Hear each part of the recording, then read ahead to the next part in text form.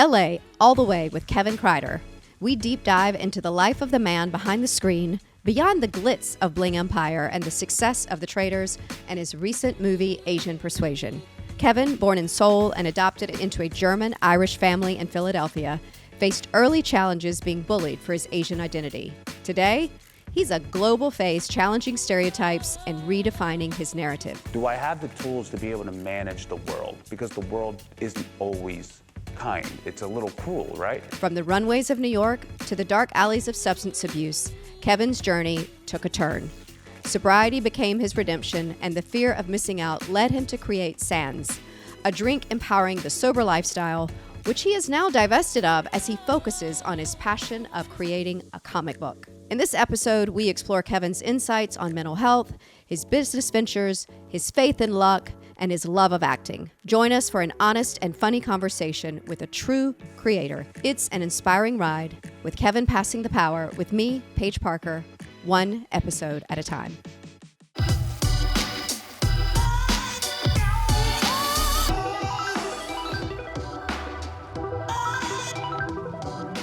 We are here in LA and we are ready to pass the power with Kevin Kreider. Welcome. Thank you. Feel powerful. Good. Is it my presence or? Well, you passed it on to me. I love it. I love it. We all know that you were on the Traitors. How did you feel when you walked in and you saw the letter in your room? Did you know what was coming? Actually, when you go into the room, you kind of know what's happening. When you walk in, you're like, ah. But then there's this moment where you kind of think there's this denial, like where you're like, oh, maybe they're going to recruit me. Or maybe there's like a twist into this letter thing, and then you open it up and you're like, I knew it. No matter how much you feel like you are prepared for it, you just like, it's seriously so traumatic. I literally felt so like down. There's a lot of moments. Like my exit interview, I was a little disappointed. You know, like I probably had the worst exit interview. So how many contestants were there? Overall, I think it was 23 contestants. And how many were chosen they focused on? Well, here's the thing. It's called the Traitors for a reason. So if you really want a lot of camera time, be a traitor. The dynamics of that show versus Bling, and you're saying that they were the chosen few. I mean, how was it very different doing the Traitors versus Bling Empire? Similar. I mean, maybe the cast is a little boring with storytelling. So I found the same thing with even my show. Like a lot of the storylines that I created, and, you know, there's always producer meetings. They share about the stories. Like, a lot of it was mine. That's why I felt like I should have been, like, an actual EP on some of these shows. Because it's like, hey, you know, that was my thing. And then they literally cut it like I never did anything. But yet a castmate would do the same exact thing. Was one more taxing than the other? Bling Empire is a weird taxing thing because it's so long that you film for. Traitors was only 2 to 3 weeks. Depending how long you were on the show for. It's very quick and intense, but at least you're in and out. Bling is mentally taxing because you have to wait so long for it to come out in between each season. A lot of stuff happens with reality TV docuseries. I found actually doing docuseries to be a little bit easier to do in the sense like I can just be myself and tell my stories and share my stories. Peacock was hard because you're not telling your story, you're playing a game. So that became very tough. But even in Bling, the way they pit the characters together, it's almost like a game of popularity, right? Game of who the audience likes the most, who they get more screen time. Is that? Here, I'll play devil's advocate a little bit. There's some really interesting people in Traitors, you know, like, but I think what was just interesting is like, you know, in this gameplay, it's all about strategy, but yet my strategy was actually, it worked pretty well. Like a lot of people thought I was too dumb to play the game. Fooled them, right? It was great. Went in there, played the part. What would you do differently? It's a game of not trusting people, but eventually you do have to trust people. But then at the same time, I wish I wasn't so rigid with my voting because I do think the last voting where I was murdered, that put a target on my back. It's so interesting to say to trust earlier because it seems like you in that show, how could you trust anybody? Just a little bit earlier. Like I think in the beginning, like I went in there with the strategy too to like don't trust anybody, not even faithfuls, because they could be turned. But then what I realized at some point, you gotta trust. You gotta have a tribe. 1 or 2 people at least. Like you gotta trust eventually, and then be willing to not trust those people later on. But I literally just went in not trusting anybody at any time. So I think it ended up biting me in the ass a little bit. But like, that was the opposite of my life here in general, because I go in normally in life trusting too quickly. Devon, my girlfriend, says I trust too quickly. Spending 6 years in Los Angeles, like there's a lot of sharks here. Nasty, backstabbing, lying, deceiving sharks, just like the game Traitors. There's lots of them here. And some of them even aren't actors. Most of them aren't. Here's another thing I also learned too. Doesn't mean like they're bad people. They're trying to win. But they are bad when they do all that rotten stuff. Come on. Got to believe in karma. I've known a lot of fake it till you make it people. And now they're doing really good. There are a lot of people who will backstab you at any point and lie once they get what they want. I learned so much from this game that it's hard not to relate to it. It's that weird thing. It's like fake, fake, fake, fake, fake. But I mean, my thing is I'm usually a little bit too transparent. But I got to be careful who I'm transparent with. Yeah, people take advantage of you. Or this, like, people don't want to help people who ask for help. I want to talk about where you come from. But before we leave Traitors, can we just talk about Alan Cumming? Yeah. Because he's such a thespian. Totally. Incredibly talented. Did you gain any nuggets of wisdom working with him? He was able to bring a new character to Traitors. And like, I think the one thing that makes our show so special is just knowing that not only is he Nightcrawler, which was one of my favorite movies back then, X-Men 2, but like he literally makes the show and sets the tone for the whole show. So tell, for those people living under a rock who don't know your backstory, can you talk about how you were adopted and growing up in middle America with a white family? Well, I don't know how to adopt a kid. I hear there's a lot of paperwork and you got to pay, But when I was 3 years old, I was adopted from Korea. The backstory behind that is very much like just typical two young Koreans just not being able to afford a kid, or maybe they were wealthy and they just needed to reset their life. You just never know what the real story is. I actually don't even know mine, really. I just know I was given to my grandfather at a young age. Then I was given to the doorstep of a governor. Then the governor gave me over to the orphanage. It's a lot of hands passed down. I have no idea. I mean, I've probably been passed around more than like $100 bill, in my lifetime. And so then my family adopted me from Pennsylvania. And they don't actually really know why. They just said that it was a very like trendy thing to do in Pennsylvania. Like, no way. It was very normal. Oh my gosh. I thought they had some altruistic. No, they did. But it was more like it was very normal. They were like, I don't know why, but it just seemed like something we always wanted to do. And it was very normalized. But there was a point in your life where I've just met you. So this is everything I've read, that you didn't feel American enough. You didn't feel white enough. You didn't feel Asian enough. And it really affected you psychologically. Totally. I mean, like when you're in a family who accepts you and doesn't make you feel like a normal person, but then you go into the outside world and it's a really cruel shock. I had the experience of being in the white group for a long time. I saw and know the racist jokes that they always have, the really bad ones. I'm just kidding, you know what I mean? But I just found it very disheartening, because I always thought my answer was, okay, maybe I just got to be in the Asian groups, because then I'm Asian. It makes sense that I'd be accepted, But then you were too white. Right.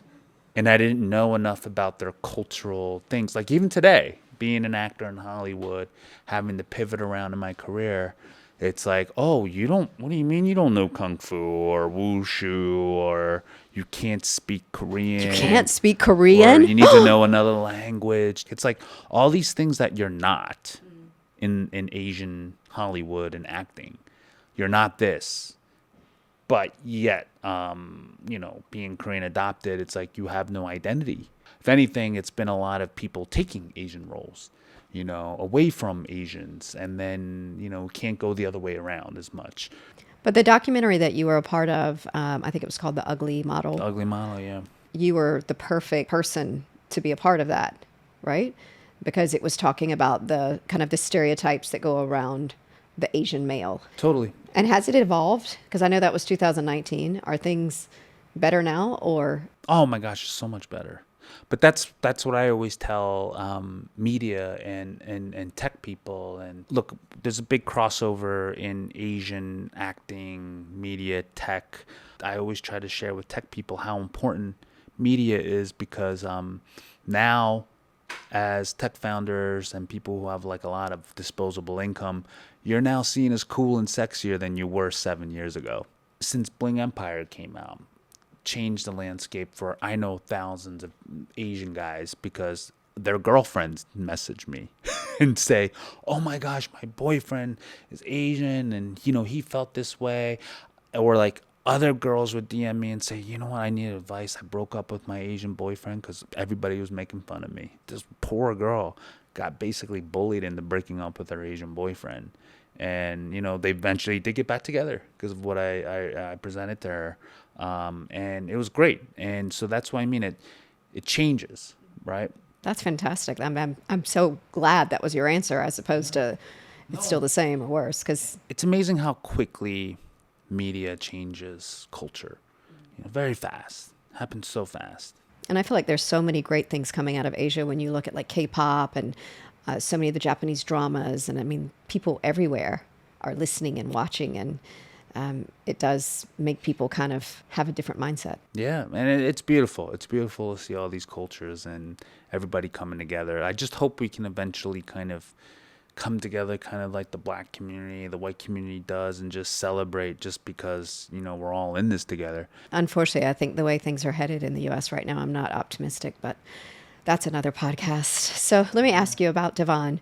So often on these reality shows, they paint characters in a certain way, whether or not it's true or not. It's just kind of how you're pegged going into it. I mean, does she find it amusing? Does she get frustrated? Does she say this is absolutely inaccurate? For the little time she was actually on it, I think we just had really great producers, tell you the truth, because our producers... No, but the way you're promoted, not her, but like, does she think that like they're not getting him right? When I was able to go out there and be seen like as a business person, finally pitching my first company and winning and, finding true love again, it was a great story. And Devon really appreciated that part.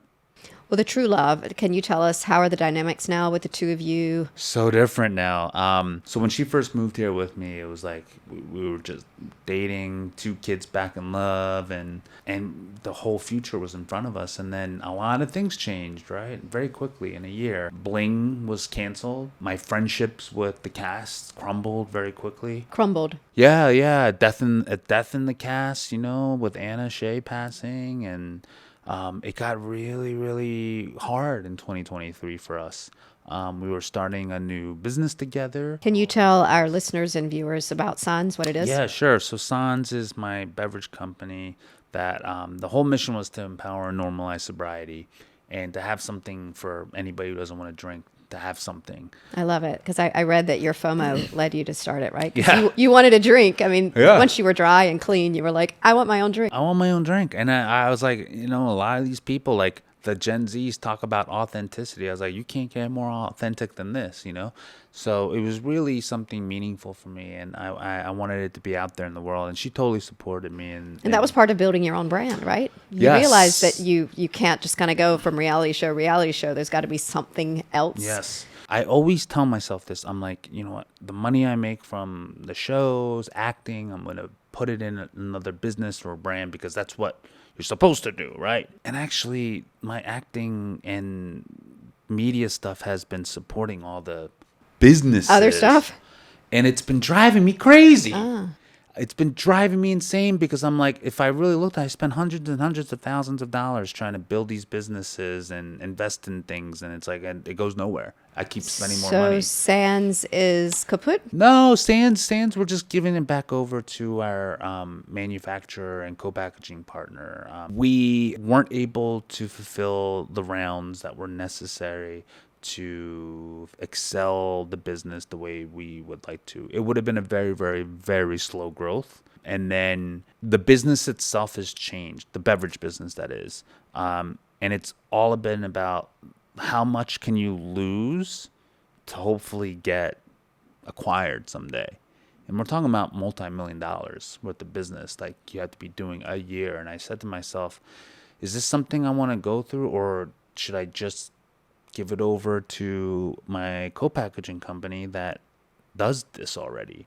And, they believe in the brand still. And so I was like, after a year and a half, I said to myself, I needed to make a choice this year, which is I'm giving it over to my co-packaging company.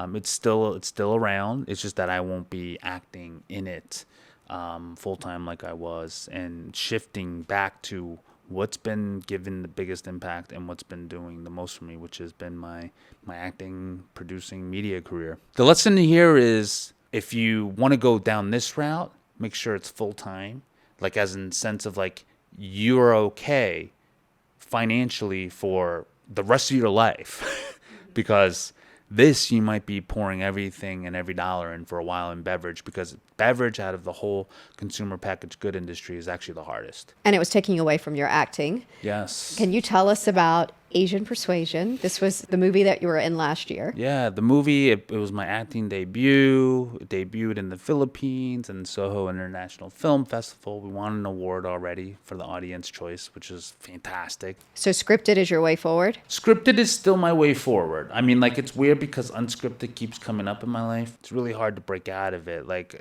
a lot of people don't have the imagination to see unscripted people and scripted. So maybe it's a little bit behind the scenes, like we've been producing, we've been writing scripts, we've been doing comic books a lot.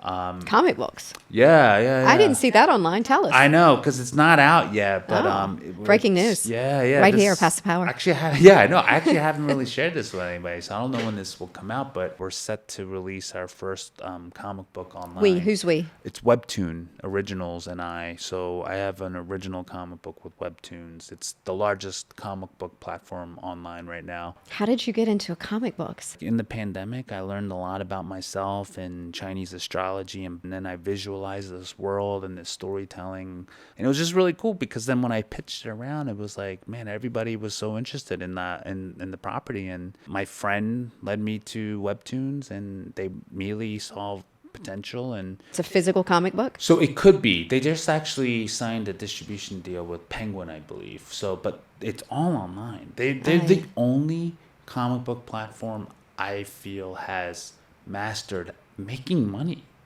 from online comic books. It's really wonderful. I mean, they brought in billions of dollars last year. Comic books was my first love, but I never had confidence to pursue it because I thought I had to be the comic book artist.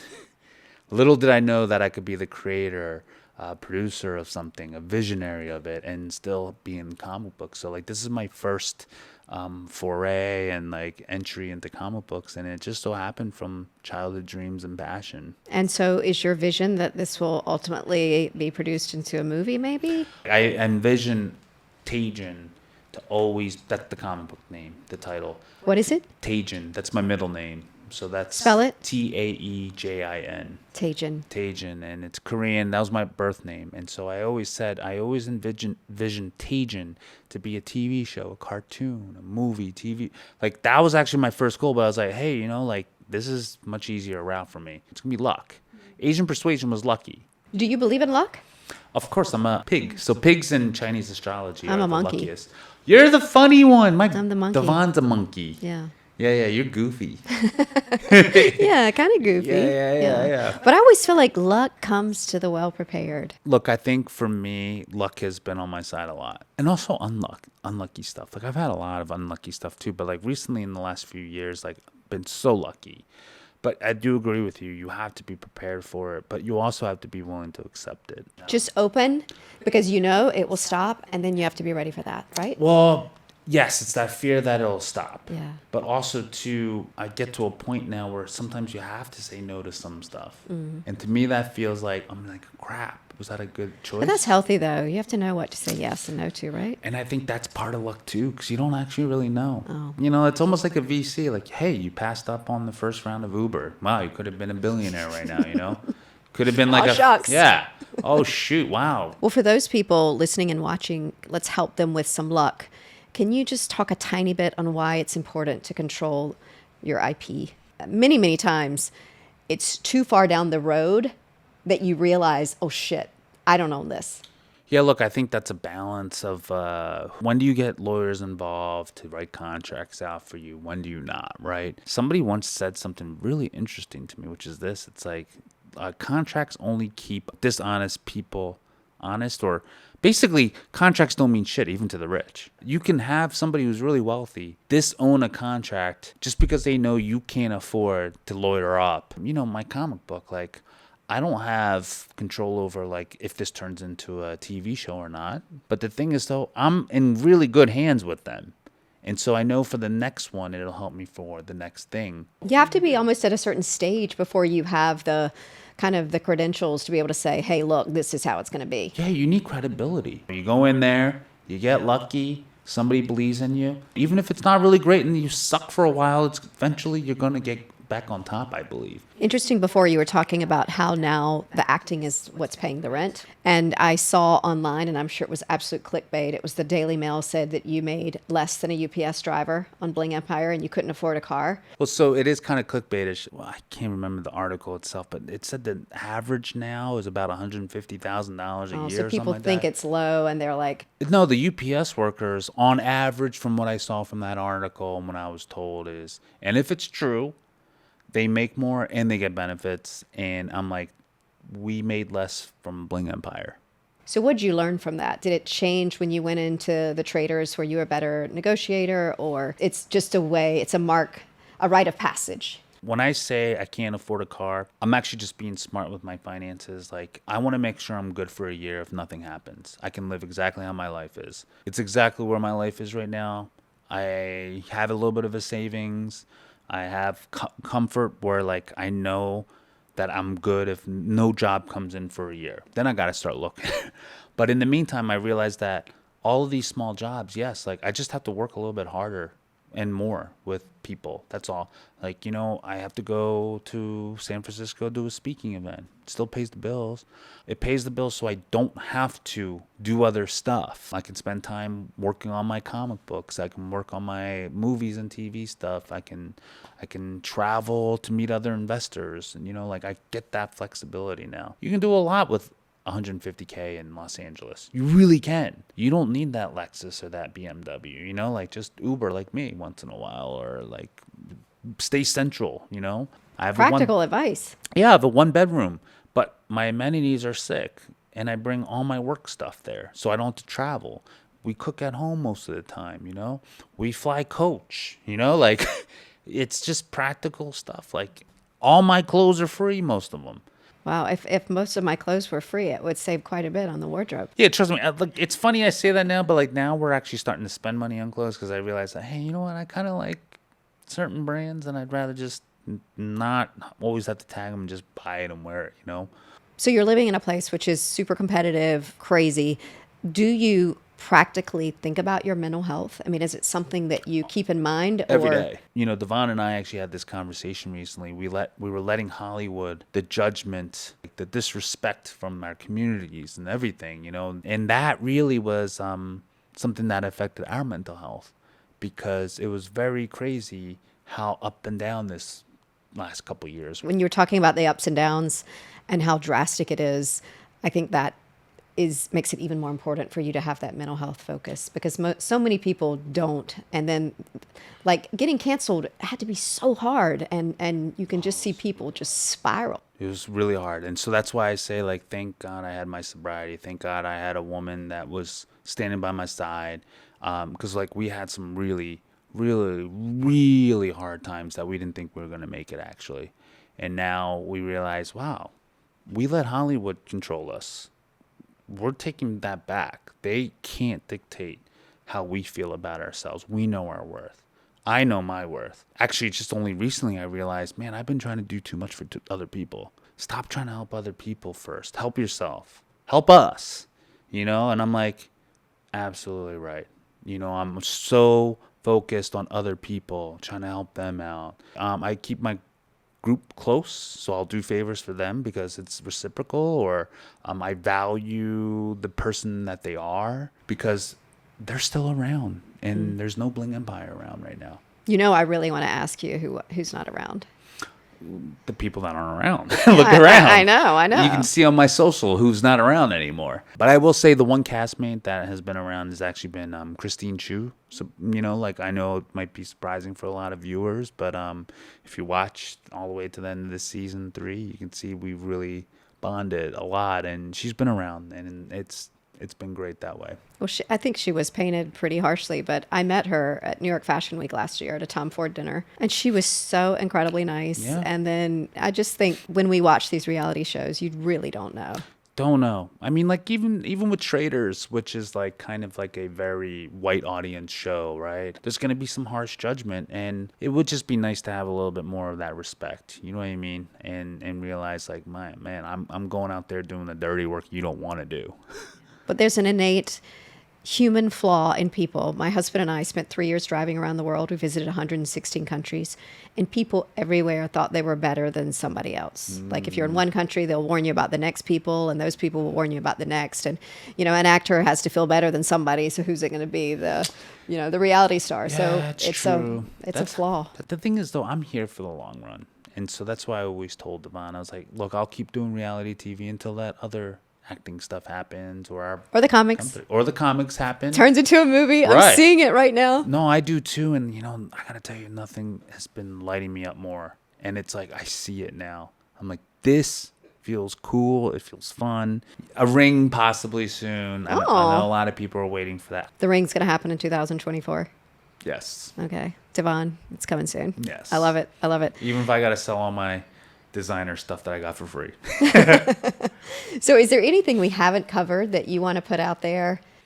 No, I mean, like, look, I'm one of the lucky ones. I'm lucky. I don't know if I made it yet, but I'm lucky. Yeah, maybe you haven't made it quite to where you want to be, but Devon and I say that all the time. It's like when we look at our apartment, we're like, man, we get to live in the middle of Hollywood, have this dream apartment, run a couple companies, have TV shows, and I'm like, but why does it not feel like we've made it? Or if this is it, is this not just what we thought it would be, I always believe that if we define our all, then we can have it. Because all doesn't have to be what everybody else thinks it is. Your all could be that apartment you're in and what you're doing now and the comics, and you've made it.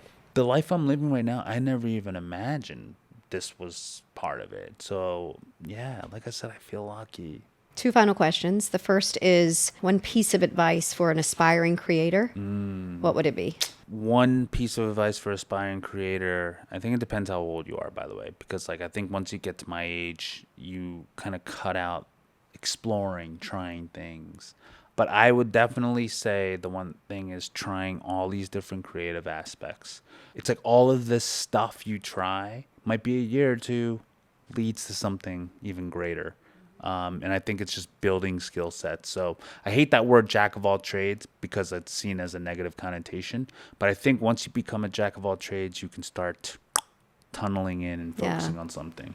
And the final question, where do you see yourself at 60? I see myself in 60, hopefully be in a penthouse apartment this time. That's your all. That's my all. Got it. Yeah, penthouse. I mean, like penthouse apartment, not worrying about finances, traveling around the world, meeting great creatives, and actually being able to invest in those creatives. Start investing in the creatives because the creatives are making you look cool. If you're a billionaire and you put $1 million into someone, you're not going to die overnight. You're okay with losing money here in a beverage company, but you're not okay with this. It's like something's wrong. I want to be that change that I see in the world. But so that's why I'm going to spend the next 20 years being as successful as I can while also giving back and doing that at one time. I'm not going to wait until I hit my success mark. Is there one in particular you want to shout out? One is Cape. I love the people at Cape. It's 4 women who run this organization, and they start from writers and producers, the people that actually are behind the scenes that need to start making Asian stories so more of us can be brought into the spotlight.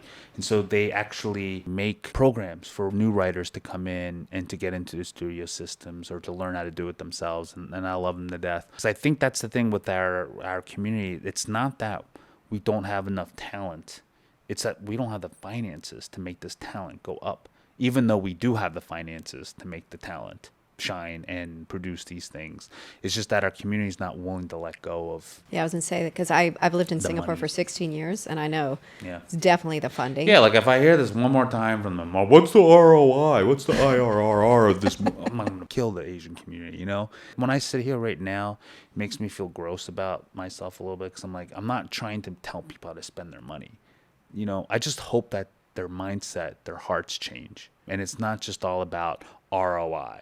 You know what I mean? It's about what's the return I'm going to get in leaving my legacy and helping the community out, the new creatives, and to be that powerhouse that we know we can as Asians. I love it. I don't think we can end anywhere better. Thank you for passing the power, Kevin. Yeah. He's been fantastic. Thank you. Thank you for letting me have that power to speak right now, though. Oh, that's good. You know that. Everybody does it Okay, in good. Singapore, in Asia. I did it the other day with a guest, and they were like, "What's that?" And I was like, "Oh, it's the Korean heart." Hey, Power Tribe. Thanks for watching, listening, and yes, subscribing. Hopefully, we've elevated your day, since that's our aim on Pass the Power. Available on Spotify, Apple Podcasts, and YouTube. Recording and exploring content creation in LA with Gush Cloud for this new season was nothing short of epic, both entertaining and enlightening. I hope you agree. Or not. Let me know how you feel for real. Your feedback fuels our journey. Drop me an email at pp@paigeparker.com. If you want more behind-the-scenes magic, follow at Paige Parker on Instagram and TikTok. And please visit gushcloud.com for more information on my production partner. Let's keep the good vibes flowing while we pass the power, one episode at a time.